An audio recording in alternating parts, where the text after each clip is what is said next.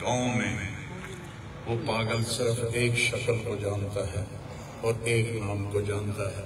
وہ نام تو پکار نہیں سکتا تھا میاں میاں میاں. یہ صرف ایک اس عاصم جمیل کو وہ جانتا ہے جو آج ہم سے رخصت ہو گیا اور یہاں ہم بے بس ہیں اور اللہ کی تقدیر پر ہم راضی ہیں. اور السعید من وعظ بغیرہ، موت سے اپنی موت کو یاد کرنا چاہیے کہ ایک دن میرے اوپر بھی یہ آئے گا اور میرا بھی سانس نکلے گا اور زندگی کا دھاگا ٹوٹے گا.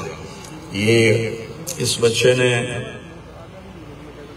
وہ کام کیا علاقے میں جس کو میں اپنی تعریف نہ ہو جائے. یہ اللہ کی امانت تھی، اللہ نے اس کو اپنے پاس بلایا.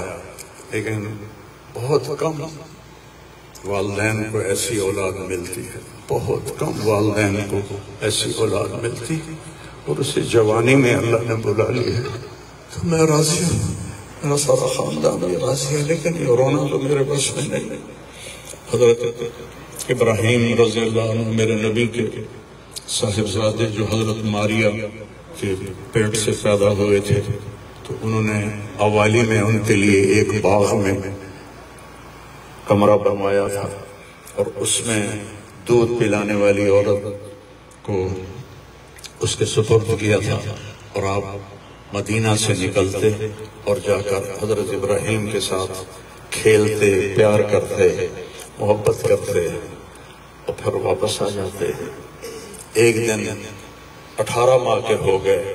18 ماہ کا بچہ بھاگنے دوڑنے لگتا ہے، بابا بابا کہنے لگتا ہے، ماما ماما کہنے لگتا ہے.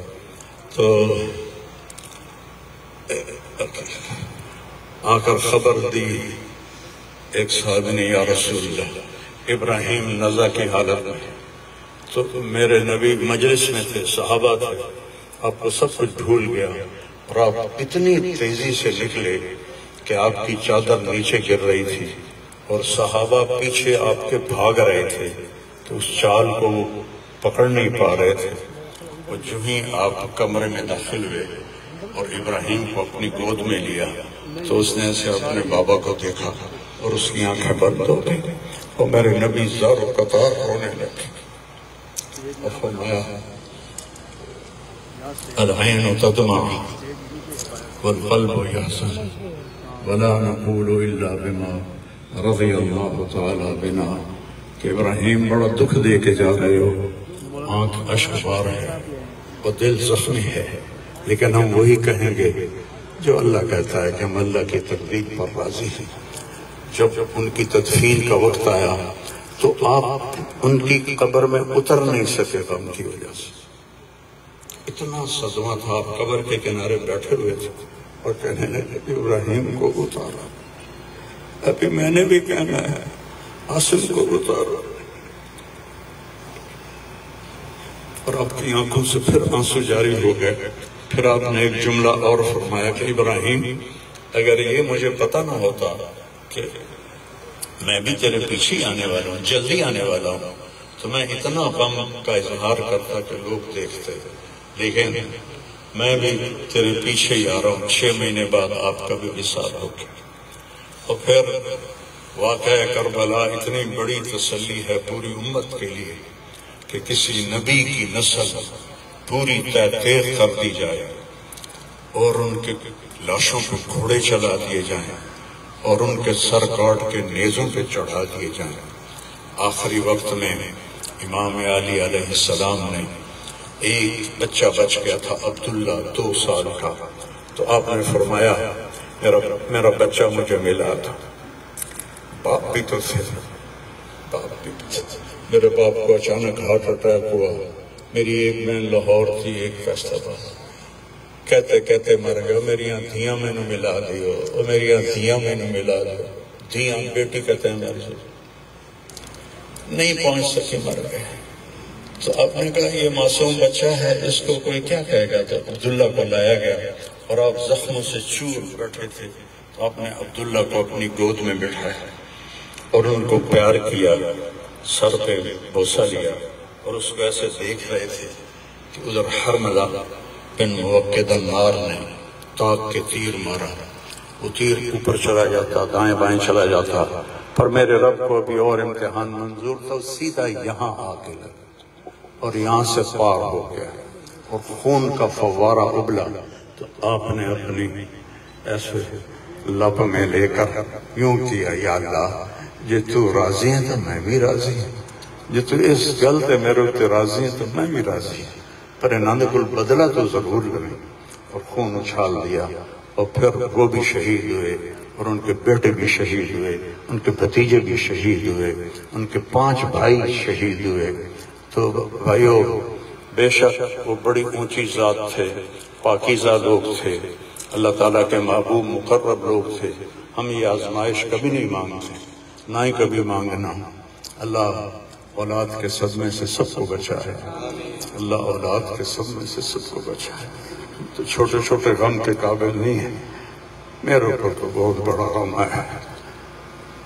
میں اللہ کا شکر گزار ہوں، اور یہ سارا مجمع دیکھ کے مجھے حوصلہ ہو گیا ہے کہ میرا بیٹا واقعی بہت نیک تھا، جس کے لیے اتنا مجمع اس کے لیے دعا کرنے آیا ہے۔ 40 آدمی جنازے میں ہوں اور میت کے لیے دعا کریں تو میرے نبی نے فرمایا اس کی بخشش ہو جاتی ہے۔ اور یہ تو ماشاءاللہ ہزاروں گنتی سے بھی باہر مجمع کھڑا ہوا ہے۔ میں آپ سب کا شکر گزار ہوں، اور میرے بھائی اس دن کی تیاری کر کے مرنا چاہیے۔ اگر اللہ راضی ہے تو اللہ کی قسم موت سے خوبصورت کوئی پیغام نہیں، موت سے خوبصورت کوئی پیغام نہیں، اور اگر اللہ ناراض ہے تو موت سے خوفناک کوئی پیغام نہیں ہے۔ اور یہ میرا بچہ یہ اللہ کی محبت میں ایسے تڑپتا تھا جیسے کسی کو کوئی زخم ہو جائے اور وہ تڑپتا ہے۔ اور ہم اللہ کو جانتے ہیں، مانتے ہیں، ہمارے احساس میں اللہ کا تعلق شامل نہیں، ہم عقلی طور پر مانتے ہیں۔ میری 52 سال زندگی اللہ کے راستے میں نیک لوگ، اولیاء کرام، علماء کرام کے ساتھ گزری۔ میں باپ ہونے کی وجہ سے نہیں کہہ رہا، میں آپ کو یقین سے کہہ رہا ہوں، جیسی تڑپ اس بچے میں اللہ کی محبت کی تھی میں نے کبھی نہیں دیکھی۔ یہ 2 گھنٹے مجھ سے بات کرتا تھا اور میں سے بیٹھ کے سنتا رہتا تھا۔ بولنے والا کب سنتا ہے کسی کی بات، لیکن یہ ان پڑھ بالکل ڈسلیکسیا کا مریض تھا، حروف کی پہچان نہیں تھی، تو اس لیے نہ یہ پڑھا، نہ دین کا کچھ پڑھا، نہ دنیا کا کچھ پڑھا، لیکن اللہ نے اس کو عقل، فہم اور اپنی محبت ایسی دی تھی کہ ہمیں محسوس ہوتا تھا کہ اس کے اندر اس محبت کی آگ ہے۔ اور اپنی ماں سے کہتا، ماں دعا کرنا میں مر جاؤں، میں اللہ سے ملنا چاہتا ہوں، میں اس گندی دنیا سے تنگ آ گیا ہوں۔ 30 سال کی عمر میں اس نے یہ کہنا شروع، میں جانا چاہتا ہوں، اگر اللہ مجھے کہے کہ تو نے رہنا ہے یا جانا ہے، 1 سیکنڈ میں کہوں گا مجھے تیرے پاس آنا ہے، مجھے تیری ملاقات کا شوق۔ اور مجھ سے پوچھتا، بابا آگے اللہ ملے گا مجھے؟ میں نے اس سے بڑی باتیں کرنی ہیں، مجھ سے ملے گا؟ میں نے کہا انشاءاللہ آج تم ملو گے اپنے اللہ سے، ضرور ملو گے۔ تیری تڑپ، تیری تمنا رہتی تھی میں اللہ سے ملوں۔ میں نے اپنی زندگی میں صرف ایک آدمی دیکھا ہے، یہ بچہ جس کے احساسات میں اللہ کی محبت تھی۔ احساسات جیسے ہمارے درد ہمارے احساس میں بھی جب شامل ہوتا ہے پھر ہم ہائے ہائے کرتے ہیں، اور جب تک شامل نہیں ہوتا تو ہم چلتے رہتے ہیں۔ اس بچے کو اللہ نے اپنی قدرت سے یہ تعلق اور محبت عطا فرمائی تھی۔ اور بس میں اور کیا تعریف کروں، میرا تو سینہ ویسے ہی زخمی ہے۔ یہ بہت عالی شان بچہ اللہ نے مجھے دیا تھا، میں اللہ کی تقدیر پہ راضی، اس نے اسی کا تھا، اس نے لے لیا۔ بھائیو، موت سے پہلے مرنے کی تیاری کر لو، آپس کی لڑائیاں چھوڑ دو، آپس کے جھگڑے چھوڑ دو، آپس کی نفرتیں چھوڑ دو۔ مرنے والے سے پوچھو کہ نفرت کا کیا فائدہ ہے، جھگڑوں کا کیا فائدہ ہے۔ معاف کرنا سیکھو، معافی مانگنا سیکھو، معاف کرنا سیکھو، معافی مانگنا سیکھو۔ 5 نمازیں ہیں، کوتاہی نہ ہو۔ سال کے بعد روزے آتے ہیں، بیمار ہو تو اللہ کہتا چھوڑ دو، حج اور زکوٰۃ پیسے والوں پر ہے۔ تو ٹوٹل ایمان کے بعد دو باتیں ہیں، ایک نماز ہے اور ایک روزہ ہے، اور اس کے بعد ایک حدیث میں سنا کر ہم جنازہ پڑھتے ہیں۔ میرے نبی نے فرمایا 4 باتیں سیکھ لو مجھ سے، 4، اب پانچویں نہیں 4 انگوٹھا کر کے 4 باتیں مجھ سے سیکھ لو تو پھر دنیا بھی تمہاری ہے، آخرت بھی تمہاری۔ صدق و حدیث، ہمیشہ سچ بولنا، ہمیشہ سچ بولنا۔ آج نیت کرتے ہو؟ حفظ و امانت، کسی کو دھوکہ نہ دینا، کسی کے ساتھ 2 نمبری نہ کرنا، کسی کو اپنے مفاد اور پیسے کے لیے، اپنے منصب کے لیے اس کے ساتھ دھوکے بازی نہ کرنا۔ تیسری بات حسن و خلیقت، اپنے اخلاق اچھے رکھنا، گالی، غیبت، الزام تراشیاں، جھگڑے، یہ چھوڑ کے اچھے اخلاق والے بن جاؤ۔ اور چوتھی بات فرمایا عفت فی طعمۃ، رزق حلال کماؤ۔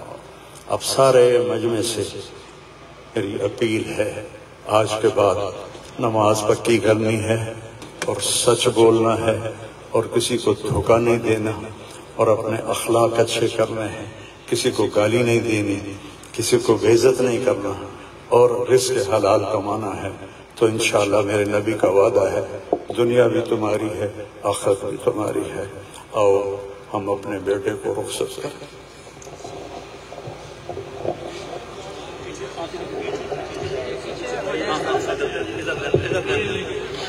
اور